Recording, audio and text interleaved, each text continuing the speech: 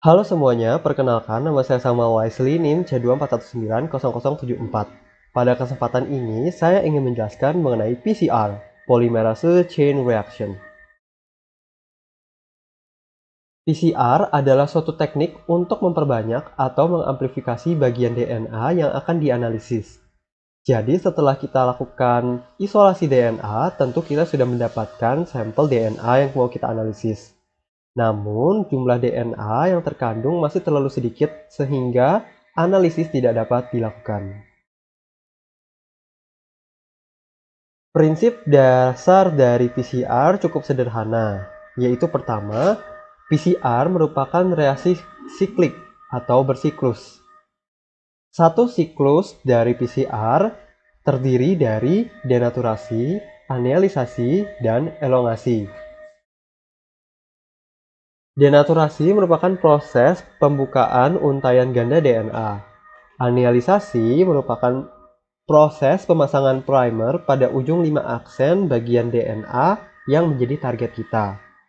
Elongasi adalah pemasangan basa nitrogen oleh polimerase, atau bisa disebut juga proses replikasi DNA. Seperti disebutkan sebelumnya, PCR merupakan reaksi bersiklus. Jadi, denaturasi, anealisasi, dan elongasi akan diulang beberapa kali hingga jumlah DNA yang diinginkan sudah tercapai.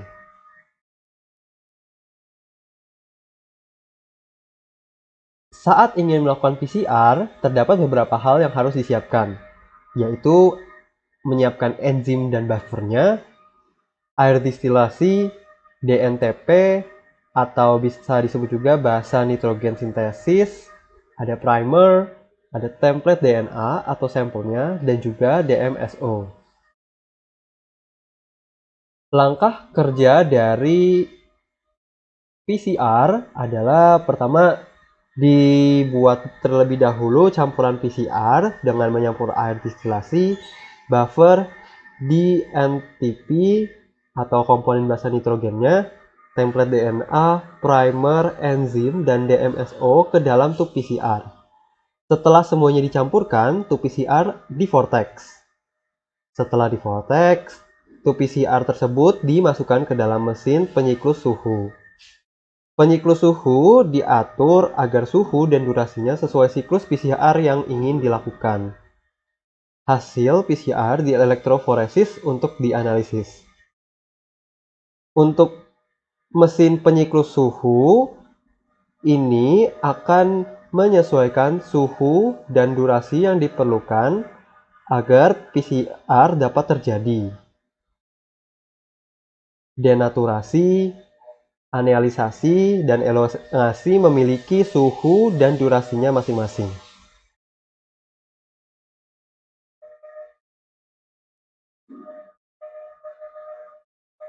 PCR sebagai sebuah teknik terdiri dari beberapa modifikasi. Tujuan dari modifikasi ini adalah supaya hasil PCR yang dihasilkan sesuai dengan keperluan peneliti. Beberapa contoh bentuk modifikasi dari PCR adalah qPCR, reverse transcriptase PCR, dan touchdown PCR. qPCR dilakukan modifikasi supaya siklus dapat dipantau. Reverse transcriptase PCR digunakan untuk melakukan PCR pada virus. Touchdown PCR dimodifikasi supaya hasil PCR dapat dilakukan lebih cepat, lebih banyak, lebih spesifik, dan lebih sensitif daripada PCR yang konvensional.